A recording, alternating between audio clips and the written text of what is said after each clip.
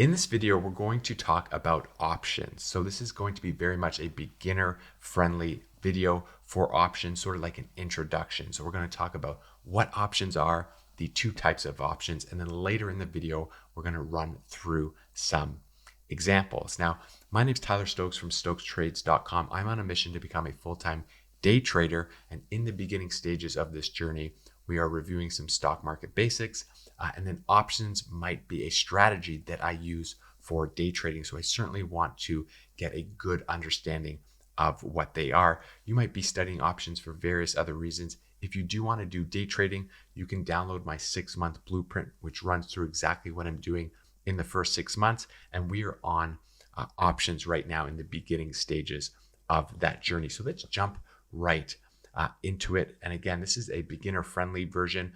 There are a lot of things to learn regarding options, especially when you start trading them, and some strategy for profiting from options. But here we're going to just talk about some definitions and run through some examples. So at their core, sort of like a first principles approach to what options are, they are basically contracts. So options are contracts that give the buyer the right, but not the obligation, to buy or sell a certain asset at a specified price before a certain date. So there's a lot to sort of unravel in that first sentence. So firstly, they are contracts. Now, not in the sense that you're going to need a lawyer to kind of review them and read all the fine print and sign. Every time you buy any sort of security online, when you talk about their definitions or what they are, it sort of seems a little complicated. But buying and selling options, when you actually do it in your brokerage account online, this is sort of done with one click of a button. So when you need to sell them and you make a profit, there's a few things that happen. Those things happen seamlessly behind the scenes, sort of electronically, at your brokerage firm in your sort of account. So when you talk about some of the definitions and even running through some of the examples, it's important to remember that when you sell or when you buy, it sort of instantaneously happens, and it's all sort of taken care of behind the scenes. But they are options, and what they do is they give you the right but not the obligation. So these are contracts which allow you to buy or sell an asset at a specific price in the future, but you don't have to actually buy or sell it. So the contract is something that gives you the right to buy or sell, but you're not obligated. Now, when you talk about an asset, sometimes they're referred to as the underlying. You might hear that term. So you have the right to buy or sell the underlying asset. And basically, with options, you can have contracts that are involved with stocks, commodities, ETF. So for this example, the underlying asset, the thing that we're talking about, is going to be stocks. So when you think of contracts, if you think of how they actually work, there's always going to be someone that writes the contract and then someone that buys the contract. So you can be either or. You can buy an option, but you can also write, or you can also sell options. So in this video, we're just going to talk about buying contracts. So another way to kind of look at it is to talk about the differences between actually buying stock and then buying options. And when we talk about this and we run through some key terms and an example, I'm confident that you're going to understand exactly what options are. So when you think about buying a stock, when you buy a stock, that stock is yours. You own a little piece of that company. So if you buy, one share of Tesla, you own a very small amount of the profits and the assets that are associated with that company. Now, imagine instead of buying the stock right away, you pay a smaller amount of money for a special ticket. Now, this ticket lets you decide later if you want to buy the stock at today's price, no matter if the price goes up or down in the future. So this is sort of like buying an options contract. You don't own the stock yet.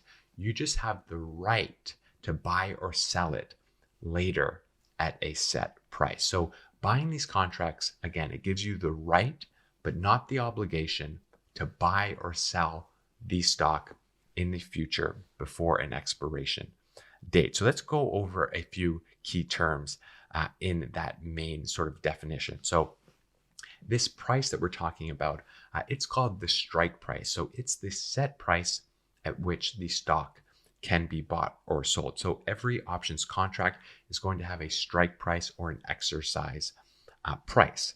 Now, the expiration date, that's the date at which the option sort of must be exercised or it becomes worthless. So there's a sort of finite timeline with options. You've got a contract and it expires. And then if you'd like to sort of go through with that contract or exercise it, you need to do so before the time of expiration. And then premium, that refers to how much the contract actually costs. So you need to buy a contract to give you the right to either buy or sell a stock in the future. So the premium is associated with the cost of the option. And then there's many other key terms. Two other ones that we can maybe talk about here is intrinsic value and then time value. And these are a little bit more of an advanced topic, specifically time value. With time value, when you think of an options contract, it expires. So with that expiration date, options are sort of like a wasting asset. So as you approach your expiration date, there might be less probability that your option can be worth money. So there's this time value that's associated with the price of these options. And then intrinsic value, we're going to learn and see exactly what that is when we run through an example. It's just the difference between the current price of the stock and the strike price if it's profitable. So if your option is sort of in the money and there's some value there, that's referred to as intrinsic value. And we'll see that in the examples. So in terms of types of options and pricing, there are two types of options. These are call options and then put options. And we're going to run through both in our example. So a call option, that gives the buyer the right to buy a stock at a predetermined price. So that's the strike price at a set time frame. So a call option allows you the right to buy a stock at a set price in the future before it expires. Puts are the other way around. A put option, it gives the buyer the right to sell a stock at a predetermined price. That's the strike price within the time frame. So why would you buy a call and why would you buy a put? Well, if you're bullish on a stock, so you think the stock price is going to go up, you can buy a call option giving you the right to buy the stock at the strike price.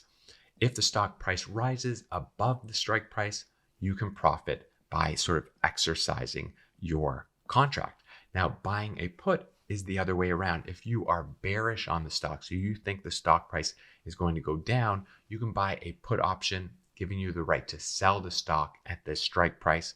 And again, if the stock price falls below the strike price, you can profit there by exercising the contract because there's a difference in pricing there. Now, in the options market, when we look at the price of these contracts, one standard contract typically contains 100 shares. So when you buy one contract, you are essentially buying the right to buy or sell 100 shares of the underlying asset, 100 shares of the stock. So when you see an options price quoted, it's usually priced for the price per share. So what you will need to do is you need to multiply that by 100 because you are essentially going to buy or sell, if you exercise the contract, 100 shares. So if a call option, it's quoted at $2 per share, the cost for you to buy that contract, it's going to be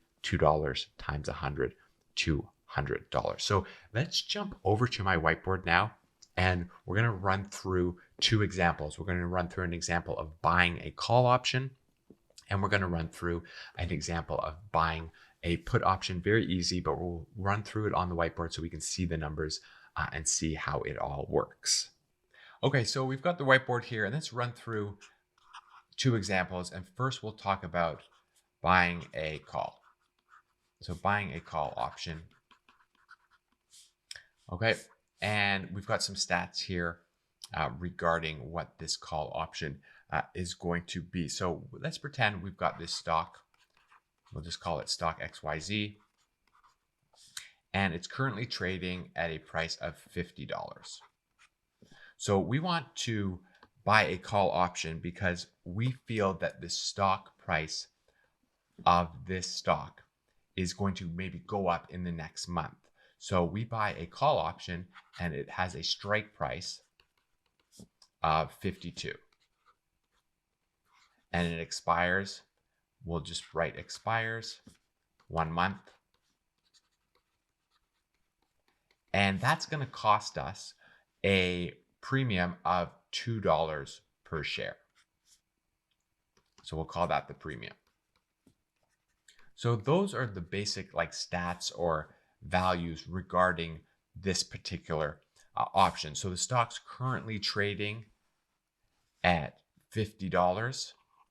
And we think that over time, the stock is going to go up. So we buy a call option that expires in 1 month for the chance to sell this stock at 52. That's the strike price.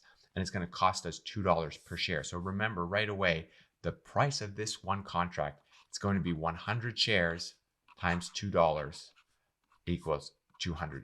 So it cost us $200 because every option is for 100 shares. So there are going to be two scenarios as we sort of play this out. Either the stock price is going to go up or the stock price is going to go down. So let's pretend in a month, the stock has risen and it's currently trading at $60 right now. So what that means is that our option is in the money and we can exercise this option and make a profit. So our strike price is for 52. So we have the right to buy this stock at $52. So we would buy that for 100 shares. So we would buy 100 shares at 52. And because we exercise the option and the market price is 60, we would immediately sell them for $60. And we would earn $6,000. So our difference there is $800.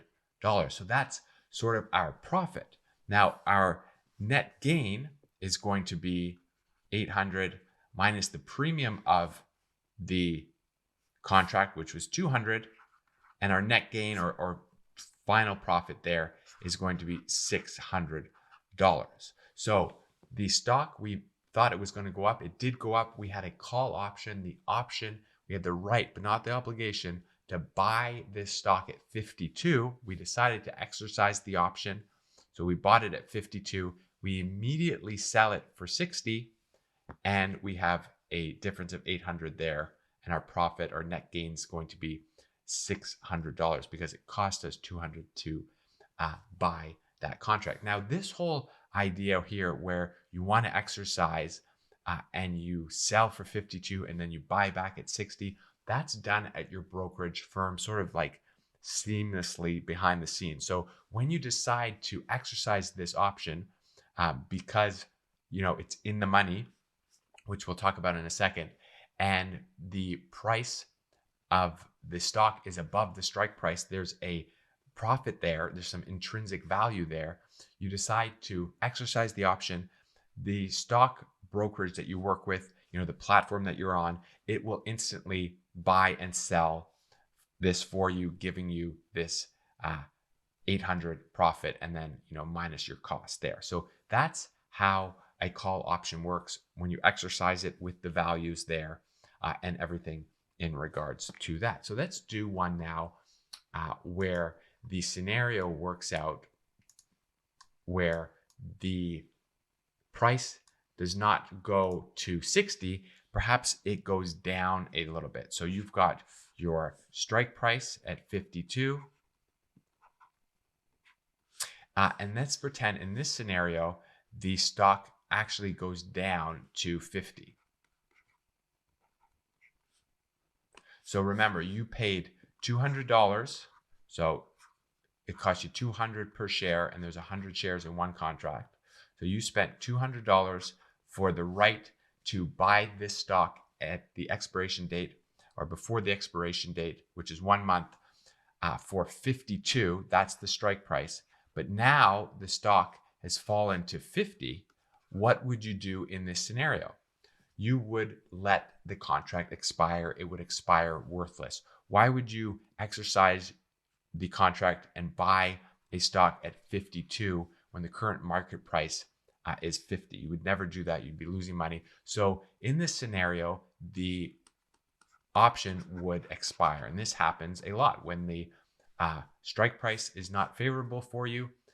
This would expire, and basically you would lose the cost of the contract, which was $200.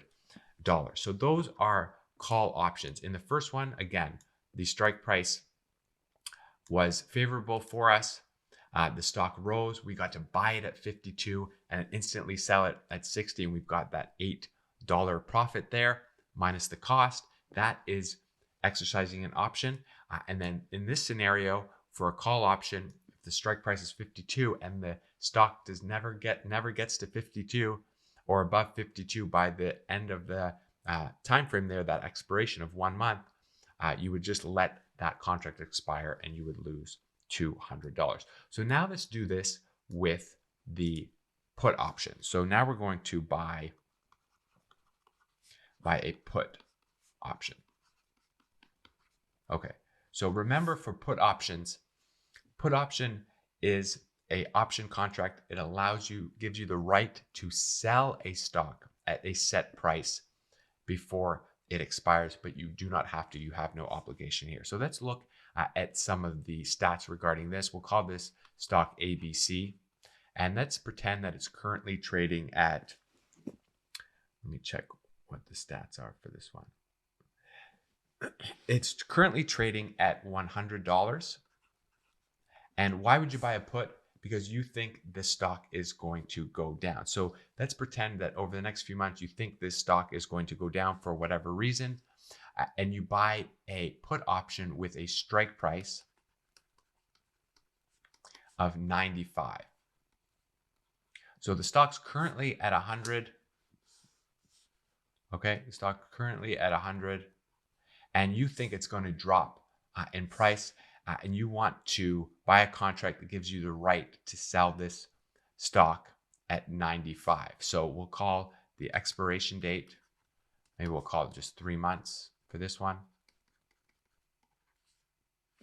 Okay, so we are going to have, again, two scenarios. Either the stock price at the end of 3 months, it's going to go up or it's going to go down. So let's pretend that in our favor, the stock price goes down and it ends up at 80.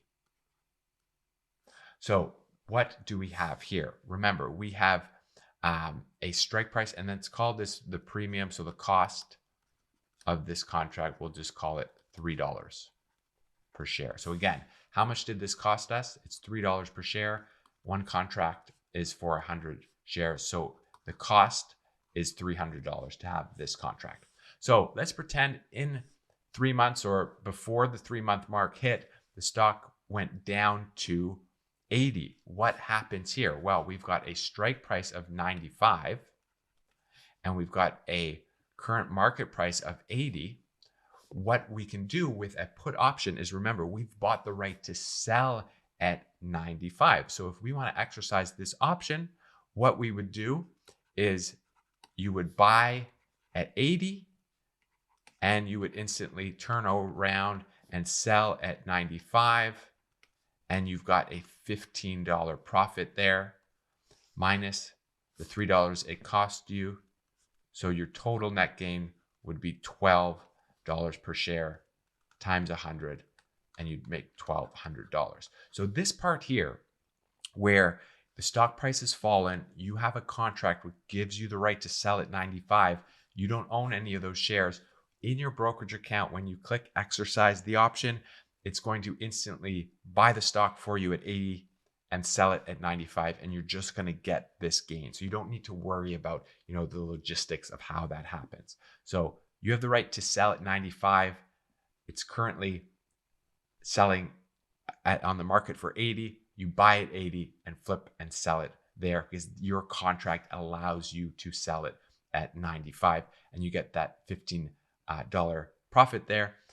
And then obviously take away your cost. So you're up $12 per share, $1,200 on that contract. Now, again, if the price goes the other way for this put option, so we've got a strike price of 95 and it cost us $3 in cost to get this contract, and this current stock was at 100, and instead of going down in the 3 months, we were wrong and it goes up to 110. Remember, we have the right to sell at 95. So if we exercise this option, it would never be something we would want to do. Why would we go and buy at 110 where it currently is and then flip and sell for 95? We would lose, that's a negative 15 for you. You would just let this contract expire because expire worthless, and you would be down $300, or the $3 per share, times 100 in the contract. So you would let this option expire because there is no value in this. The price is above the strike price, and this is a put option, so it allows you to sell at 95. The current market price is 100. You would never do that. You would never sell at 95 when you can sell at 100 if you own the shares, or you'd never buy the shares at 110 and then flip around and sell at 95. That doesn't make sense. You lose money in that regard. So those are two examples, and we talked a little bit about exercising these options when they're profitable. So let's talk about what's called in the money, out of the money, and then we'll talk about the other thing that you can do, which is not exercise the options. Okay, so in those examples, we talked about exercising the contract, and there's a few terms associated with when you would exercise a contract or when you would not. And the first one there is in the money. So when an option is in the money, that's when the option strike price. So in those examples we looked at, if the strike price is 52 and then the current market price of the stock is higher, so such as 60, that option is in the money. There's some intrinsic value there. 60 minus 52 gives you that $8 of profit. That's the intrinsic value with that option. For put options, again, if the put option's strike price, say, is 95, like our example was, and the current market price is down to 80, that put option is now in the money. There's some intrinsic value there. 95 minus 80 gives you that $15 of potential profit, minus the cost of the premium. But that refers to as in the money when there's some intrinsic value. Obviously, out of the money just means when the strike price and the price of the current stock at that time sort of doesn't align, or the values are not such that the option is in the money. It's out of the money. And then at the money is just when the strike price is very, very similar, almost the same as the current market price. So there is some significance with in the money options and out of the money options. Obviously, in the money options can be more expensive because they have intrinsic value and because there's a higher probability that the option is going to expire profitable in the money. These have expiration dates. You need to remember, there is a time value here, and in the money options are more expensive because there's a higher probability that they will be profitable. Same reason, out of the money options are cheaper. They lack that intrinsic value, and they tend to be riskier because there's less chance that they will be profitable. And traders often choose between these two based on risk tolerance, market outlook, and some other strategies. So in that example, we sort of talked about actually exercising the option. So if it was profitable, we would exercise the option. One thing to note with exercising options You will have to remember that one contract is for 100 shares. So if you have options with a stock that's expensive, if you think about it, if your stock strike price is $50 and you want to exercise that option, you're going to require to buy, if it's a call option, 100 shares at $50, that's $5,000. You probably will have that in your account. But if you buy multiple options, or if you buy options with stock prices that are very high, like in the last few years, Amazon stock price, it's come down now to the 150, 160 range. But for a long time, it was $1,000. So if you bought a call option for Amazon stock and you wanted to exercise it, well, you'd need to buy 100 shares at $1,000. You'd need to have $100,000 in your account. So something to consider when exercising options is you will need sufficient funds. Now, there's this thing we haven't talked about, especially if you're going to do day trading like I'm going to do.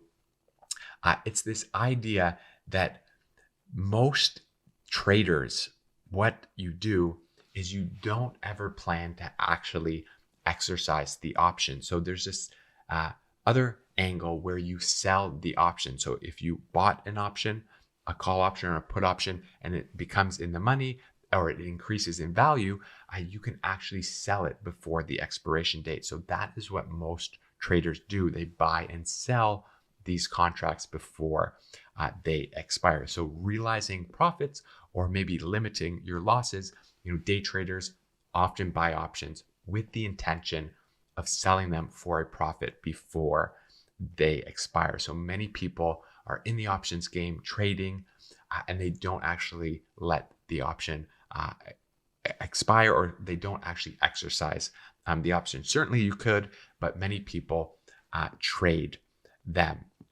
And you might be wondering, so who are these people trading them? Well, they're speculators like you and I, day traders. There's hedgers, other traders may be willing to buy these options for various reasons. So you might think, why would someone want to buy an option that's out of the money, that's expiring soon? Well, they might have their strategies and they might want to, buy that for whatever reasons that they have. But, there are certain scenarios where certain options are going to expire worthless. So, if you think about it, does someone always lose money with these options when you buy them? Many people, you can lose money with options, but not everyone's going to lose options. Some options will obviously be in the money where they can be exercised. That's an option. Some options, though, when you buy them and the stock doesn't go your way, they will expire worthless. And then there are scenarios where you can trade options before they expire. If someone wants to speculate that, wants to take on that risk, you're just not going to be able to probably sell them at a good price. And then there is this, this concept of hedging. Some traders use options to hedge, meaning that their gain or loss on the option might be offset by their other sort of investment. So just talking, trading, hedging, you can see that there are a lot of strategies that you can use with options to make money in the market. And then there's quite a few things that we sort of haven't covered in this video. We sort of did an introduction video here, talked about what they are. They're contracts giving you the right to buy or sell an asset at a future date at that strike price before it expires.